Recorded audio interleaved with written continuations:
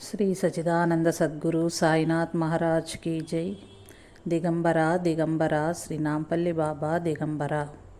అవధూత్ సామ్రాట్ శ్రీ శ్రీ శ్రీ నాంపల్లి బాబా దివ్యచరితము అధ్యాయం 1। శ్రీ గణేశాయ నమః, శ్రీ సరస్వత్యై నమః, శ్రీ గురుభ్యో నమః। శ్రీ సద్గురు సాయినాథ్ మహారాజ్ की जय। శ్రీ సద్గురు భరద్వాజ్ మహారాజ్ की जय। శ్రీ సద్గురు నాంపల్లి బాబా మహారాజ్ की जय। చూడు, ఇదే 6వ అవతారము, this is the 6th Avatar అని ఒక భక్తునితో చెప్పి తనను తాను లోకానికి తెలియజేసిన మహామహిమాన్వితుడు. తనను దర్శించవచ్చిన ఆర్తులు, అర్థార్థులు, జిజ్ఞాసువులు, ముముక్షువులు ఎవరైనా సరే కోరినది పొందకుండా వెళ్ళలేదు.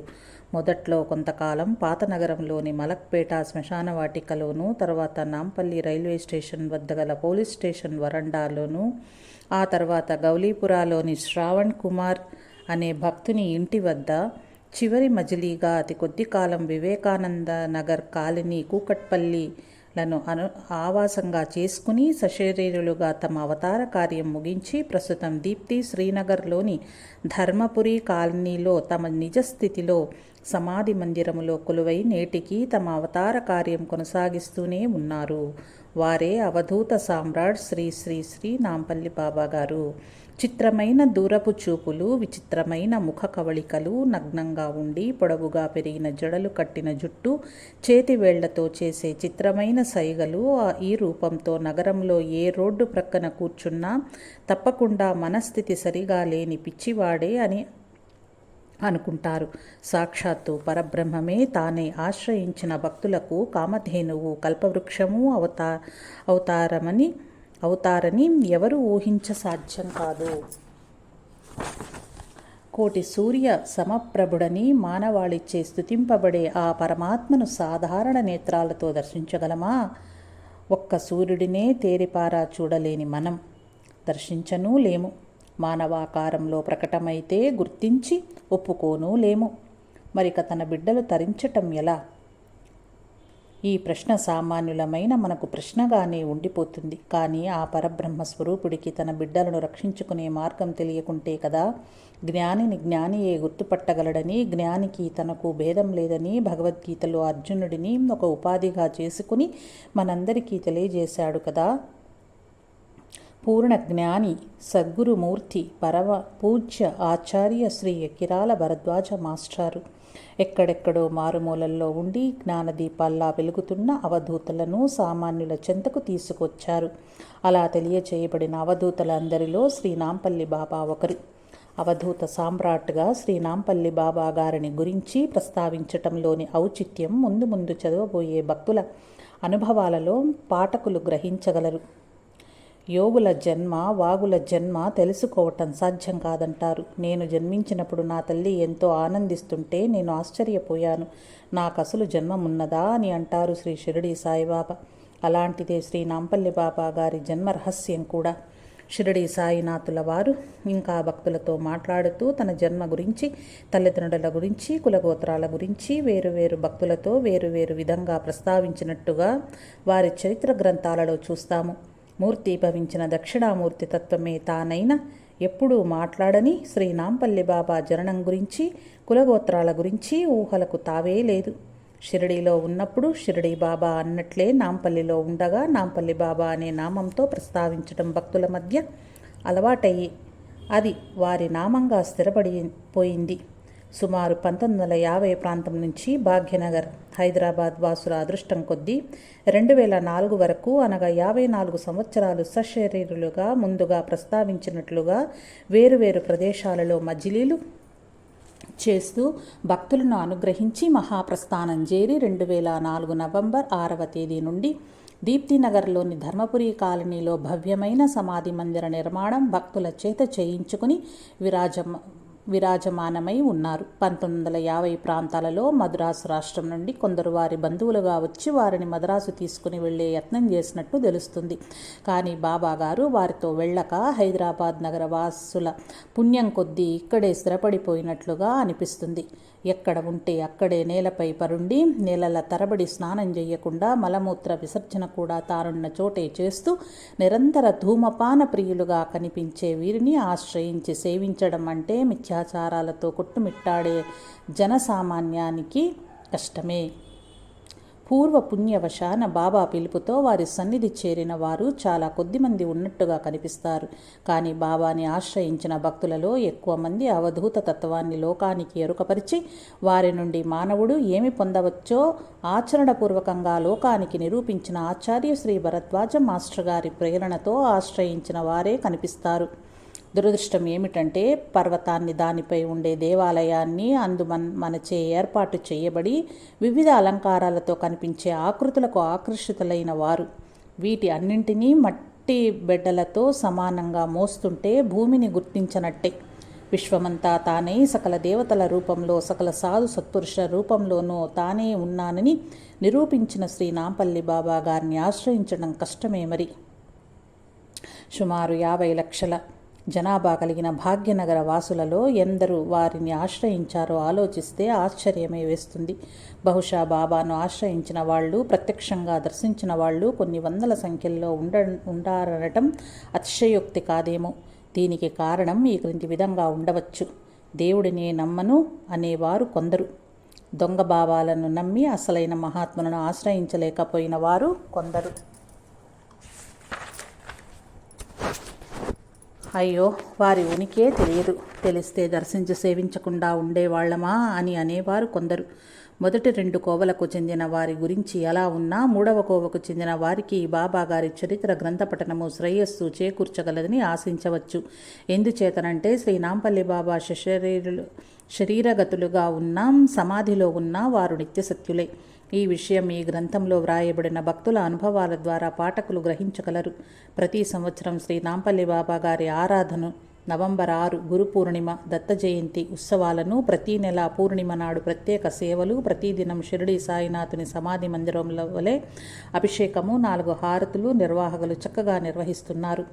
ఎప్పుడు ఎవరితోనూ ప్రత్యక్షంగా మాట్లాడినట్టుగా కనిపించని శ్రీ నాంపల్లి బాబా గారి గురించి మనం తెలుసుకోవటానికి సన్నిహితంగా బాబాను నాటి నుంచి నేటి వరకు అంటిపెట్టుకుని ఆశ్రయించిన భక్తుల అనుభవాలే బాబా చరిత్రకు ముఖ్య ఆధారాలు. ఈ విధంగా దర్శించి అంటిపెట్టుకుని సేవించిన భక్తులలో వయోవృద్ధులు, వయస్సు సుమారు 80 సంవత్సరాలు, శ్రీ కలవకొలను రామకృష్ణమూర్తి గారు ప్రథములుగా ఈ సేకరణకర్తకు బాబా కృపగా తారసిల్లారు. వీరు పూర్వాశ్రమంలో ఉపాధ్యాయులు. వీరి మాటలలోనే మొదటిసారిగా బాబాని వీరు దర్శించినప్పటి బాబా రూపం ఈ క్రింది విధంగా ఉంది. వీరు మొదటిసారిగా 1969లో మలక్పేటలోని శ్మశాన వాటికలో వీరి సహా ఉద్యోగి ఒక ముస్లిం చెప్పగా శ్రీ నాంపల్లి బాబా గారిని దర్శించుకునే భాగ్యం కలిగిందట. అప్పటికి ఇంకా నాంపల్లి బాబా అని పిలవటం ప్రజల్లో అలవాటుగా లేదు. అందుకేనేమో బాబా గారిని రామకృష్ణమూర్తి గారు ఇప్పుడు కూడా స్వామి అని సంబోధిస్తారు. మొదటిసారి చూడగానే శ్రీ బాబా గారు జీసస్ క్రీస్తులాగా అనిపించారట. ఆజానుబాహు, తెల్లని పొడవు చేతుల చొక్కా, పైజామా ధరించి పొడవుగా పెరిగిన జడలు కట్టిన జుట్టు, పొడవైన గోళ్లతో ఎప్పుడూ ఆకాశం వైపు చూస్తూ ఉండేవారట. ఎప్పుడో కానీ మన లోకంలోకి వచ్చినట్టుగా కనిపించేవారు కాదు. ఎప్పుడు తడిగా నీళ్లు ఓడుతున్న బట్టలతోనే ఉండేవారట. కారణం ఆ శ్మశాన వాటికకు దగ్గరలో ఉన్న అజంపురా వద్ద ఉండే మసీదు పక్కనే ఉన్న పంపు నీళ్లతో రోజు 3 సార్లు కట్టుబట్టలతోనే స్నానం చేసేవారట. ఎండకు గాని వానకు గాని బాబాగారు ఏ నీడనూ ఆశ్రయించేవారు కాదు. పంచభూతాలు వీరిని ఏ విధంగానూ బంధించి ఉంచలేకపోయాయి. వీరు బంధ విముక్తులు, జీవన్ముక్తులు. నడిస్తే మాత్రం తల వంచుకొని అతి వేగంగా నడిచేవారు. వెంట నడిచేవారు పరిగెత్తవలసి వచ్చేది. శ్రీ బాబా గారు ఎప్పుడు ఎవరిని పడితే వారిని ఏమీ అడిగేవారు కాదు. అంతకు పూర్వం వారి దగ్గరకు వచ్చిన వారు కనిపిస్తే ఎంత దూరంలో ఉన్నా సరే చిన్న అరచేతి చెరుపుతో పిలిచేవారట. ఆ శబ్దం ప్రక్కనున్న వారికి కూడా బాగా వినిపించే అవకాశం ఉండదు. కానీ ఎవరిని ఉద్దేశించి అలా చరిచారో వారికి మాత్రమే వినిపించి ఆగి వెనకకు వచ్చేవారట. బాబాగారు సిగరెట్లు చాలా ఎక్కువగానే కాల్చేవారు. అలా కాల్చిన సిగరెట్లలోని నిప్పును కురికి మృంగి వేసేవారు లేదా నాలుకపై రుద్ది ఆర్పివేయటం అనేక మంది భక్తులు చూసిన విషయమే. అగ్నిభక్షకాయ నమః బాబాగారి జీర్ణ కోసమే ఒక ధుని అని భక్తులు భావించేవారు. బాబాగారితో రామకృష్ణమూర్తి గారికి కలిగిన అనుభవాలు, వారి పరిచయస్తులు అయిన కొందరికి కలిగిన బాబా కృప ప్రత్యేకంగా ఈ గ్రంథాంతంలో ఏర్పరిచిన అనుబంధంలో చదువరులు చూడగలరు. 1972 తర్వాత బాబాగారికి యాక్సిడెంట్ అయ్యి ఒక కాలు తీసివేసిన తరువాత 1980 వరకు బాబాగారి ఉనికిని గురించి వివరాలు ఏవీ రావటం లేదు.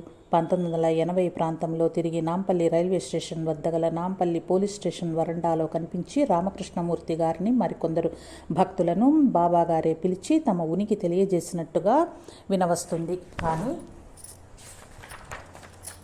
మలక్పేట శ్మశాన వాటికలో ఉండే రోజులలోనే బాబా చేసిన ఒకానొక అద్భుత సంఘటన శ్రీ బాబా గారిని తరువాత కాలంలో దర్శించిన భక్తులు ఒకరి ద్వారా ఈ క్రింది విధంగా తెలియవస్తుంది. ఈ సంఘటన అద్భుతమైన వీరి అవతార విశిష్టతను తెలియజేసేదిగా ఉంది. అప్పట్లో శ్రీ బాబా గారు తరచూ ఒక ఇరానీ హోటల్ వద్ద బయట కూర్చునేవారట. అటువంటి సందర్భాలలో ఒక్కొక్కసారి బాబా గారు హోటల్కి వచ్చిన కస్టమర్స్ తిని వెళ్ళిపోయిన తర్వాత ప్లేట్లలో మిగిలి ఉండే బిస్కెట్లు, సమోసాలు లాంటివి తీసుకుని తింటూ ఉండేవారు. అలా చేస్తే ఆ హోటల్ యజమానికి కష్టం కలిగి బాబాను లోపలికి రానివ్వకూడదు. కానీ బాబా గారిని మాత్రం ఆ హోటల్ యజమాని ఏమీ అనేవారు కాదు.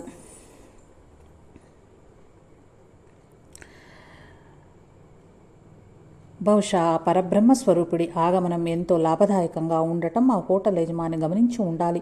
తినడం పూర్తి అయిన తర్వాత బాబాగారు బయటకు వెళ్ళి ఫుట్పాత్ మీద కూర్చునేవారట. ఇలాంటి సందర్భాలలో ఒకసారి బాబాగారు ఫుట్పాత్ మీద నిలిచి ఉండగా అదే ఫుట్పాత్ మీద వేగంగా నడుస్తున్న మరో వ్యక్తి కాలు ఆ ప్రాంతంలో పేరు మోసిన రౌడీ బాబాగారికి తగిలిందట. వెంటనే బాబాగారు తనకు తగిలిన కాలును చేత్తో గట్టిగా పట్టుకున్నారట. ఆ వ్యక్తి విదిలించుకునే ప్రయత్నంలో ఉండగా రెండవ కాలు కూడా బాబాగారికి తగిలిందట. వెంటనే బాబాగారు ఆ రెండవ కాలను కూడా తన చేతిలో పట్టుకున్నారు. ఇప్పుడు అతని రెండు కాళ్ళు బాబాగారి చేతుల్లో ఉండగా మనిషి ఏమో వెల్లికిలా పడి ఉన్నాడు. అతడు ఎంత ప్రయత్నించినా బాబాగారి చేతుల్లో నుండి ఇసుమంత కూడా కదిలించటానికి వీలు కావటం లేదు. దారిన పోయే వారందరూ విడిపించే ప్రయత్నం చేశారు. లాభం లేకుండా పోయింది. బాబా అతని కాళ్లను పట్టుకున్న విధానం తాళం వేసినట్టుగా కొంచెం కూడా కదల్చలేకపోతున్నాడు. బాబా చూస్తే బక్కచిక్కి సన్నగా కనిపిస్తారు. అవతలి వ్యక్తి బలాఢ్యుడు. పరిస్థితి మొత్తం గమనించిన ఇరానీ హోటల్ యజమాని వచ్చి బాబా కాళ్ల మీద పడి ప్రార్థించగానే బాబా అతన్ని విడిచిపెట్టారు. ఆ పడిపోయిన వ్యక్తి కిక్కరు అనకుండా లేచి వెళ్ళిపోయాడు. అతనితో పాటే చుట్టూ మూగిన ప్రజలు కూడా అతన్నే అనుసరించారు. ఆ వ్యక్తికి శారీరకంగా దెబ్బ ఏమీ తగలలేదు. తర్వాత కాలంలో ఆరోగ్యంగానే జీవించాడని చెబుతున్నారు. పై సంఘటన మొత్తం పరిశీలిస్తే మనకి రెండు విషయాలు అర్థమవుతాయి. మొదటిది, ప్రజలు ఎవ్వరూ కూడా తన జోలికి ఎప్పుడూ రాకుండా ఉండేందుకు ఈ సంఘటన జరిపించినట్లుగా ఉంది. ఇలా ఎందుకు ప్రస్తావించవలసి వచ్చిందంటే, చూడటానికి పిచ్చివాళ్లలా పిచ్చి చేష్టలు చేస్తూ ఈ లౌకిక ప్రపంచంతో ఏ విధమైన సంబంధము లేనట్లు కనిపించే ఈ దత్తావధూతలే ఈ విశ్వాన్ని నడిపించే పరమాత్మకు ప్రతినిధులుగా, ప్రతిరూపాలుగా ఎప్పుడూ ఈ భూమి మీద తమ కర్తవ్య నిర్వహణలో తీరిక లేకుండా ఉంటారని, వారికి వారి కార్యనిర్వహణకు అంతరాయం కలిగించటం చాలా ప్రమాదకరమని తెలిసిన వాళ్ళు అరుదుగా ఉంటారు. తమకేమి ఇబ్బంది కలిగించకపోయినా లౌకిక జీవులు అకారణంగా ఒకరినొకరు ఇబ్బంది పెట్టుకోవటం తరచూ ఈ లోకంలోనే చూస్తూనే ఉంటాము. అందులో భాగంగానే వీరు మామూలు ప్రజానీకానికి ఇబ్బంది కలిగించకపోయినా పిచ్చివాళ్లతో ప్రవర్తించినట్టుగా వారిపై రాళ్లు విసరటము, చీత్కరించటము చేస్తూ ఉండటం అనేక మంది మహనీయుల చరిత్రలో గమనించవచ్చు. శ్రీ మెహర్బాబా చెప్పినట్టుగా ఈ విశ్వాన్ని పరిపాలించటానికి భూమి మీద ఎప్పుడు 32 మంది సిద్ధపురుషులు ఉంటారని, వారికి సామ్రాట్ శ్రీ సాయినాథుల వారని చదువుకుంటాము. కానీ నాంపల్లి బాబా శరీరంతో ఉన్న రోజుల్లో ఆ కార్యాన్ని వారే నిర్వహిస్తున్నట్లుగా అర్థమవుతుంది.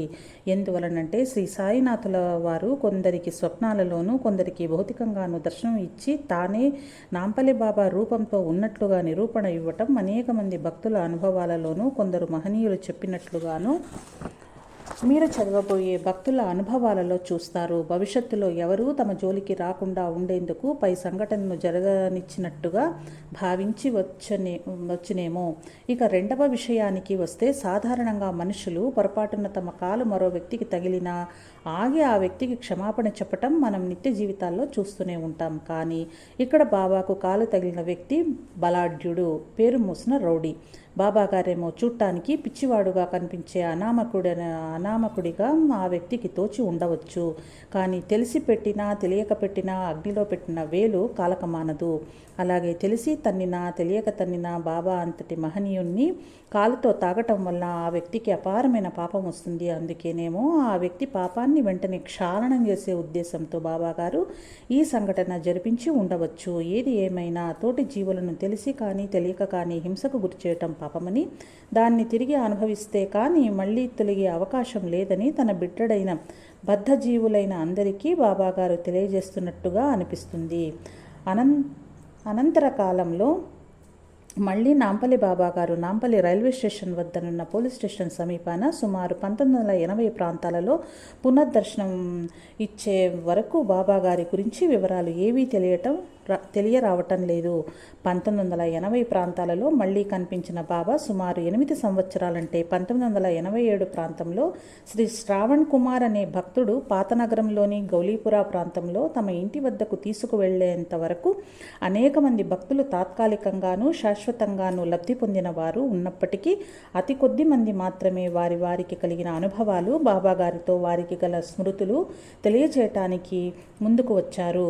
పూజ్య శ్రీ ఆచార్య ఎక్కిరాల భరద్వాజ మాస్టర్ గారు రామయోగి శ్రీ పాకలపాటి గురువు గారి చరిత్రలో ప్రస్తావించిన విషయం ఇక్కడ ఒక్కసారి గుర్తు చేసుకోవటం సమంజసమేమో.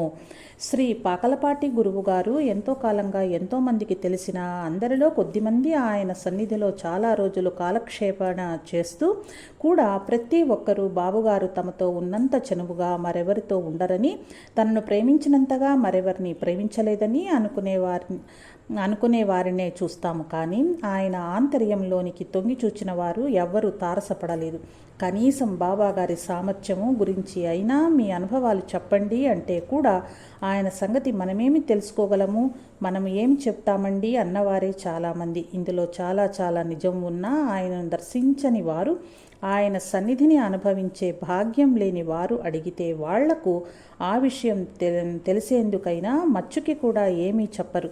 మరి అనుభవం చెబితే దాని విలువ తగ్గిపోతుందనో, అవతలి వారు విశ్వసించలేక విమర్శిస్తారనో, లేక పెద్దగా స్వానుభవం లేకనో మరి అంటూ తెలియజేస్తారు. నిజమే, మరి మహనీయులందరి దగ్గర ఇలానే పునరావృతం అవుతూ ఉంటుంది కాబోలు. మహనీయుల వలన తమకు కలిగిన శ్రేయస్సు, తమకు కలిగిన లాభము ఇతరులతో పంచుకుంటే అవతలి వారు కూడా ఆ మహనీయులను దర్శించి సేవించి తరించే అవకాశం ఉంటుంది కదా. అందుచేత మహనీయుల గూర్చి తమకు కలిగిన అనుభవాలను తోటి వారితో పంచుకోవటం మనకు, మన చుట్టూ ఉండే సమాజానికి ఎంతో మేలని ప్రతి ఒక్కరూ తెలుసుకోవాలి. అలా కాకుంటే ఇప్పటి వరకు వచ్చిన మహనీయుల చరిత్రలన్నీ ఎలా వచ్చి ఉండేవి? శ్రీ సచ్చిదానంద సద్గురు నాంపల్లి బాబా మహారాజ్ కీ జై. మలక్పేట నివాసిని నమః. జై సాయి మాస్టర్.